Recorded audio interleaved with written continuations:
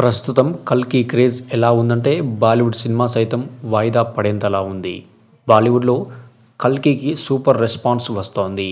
హిందీలో first day 22,50,00,000 వసూలు చేయగా రెండో రోజు 23,25,00,000, మూడో రోజు 26,25,00,000, నాలుగో రోజు 40,15,00,000తో 100 కోట్ల క్లబ్లోకి ఎంటర్ అయ్యింది కల్కి సినిమా.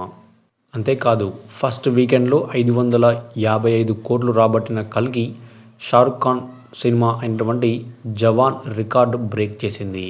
ఫస్ట్ వీకెండ్లో 520 కోట్లు రాబట్టింది జవాన్ మూవీ. దీంతో జవాన్ పేరుతో ఉన్న రికార్డు ప్రస్తుతం ప్రభాస్ దెబ్బకు బద్దలైంది.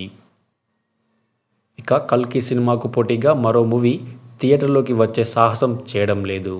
కల్కి రిలీజ్ అయిన వారం తర్వాత రిలీజ్ కావాల్సిన ఓ హిందీ సినిమా పోస్ట్పోన్ అయినట్టుగా తెలుస్తోంది. హీరో అజయ్ దేవగన్, హీరోయిన్ టబు నటించిన చిత్రం ఔరోన్ మెయిన్ కహాన్ దమ్తా అనే సినిమా ఈ వారంలో జూలై 5న రిలీజ్ కావాల్సి ఉంది.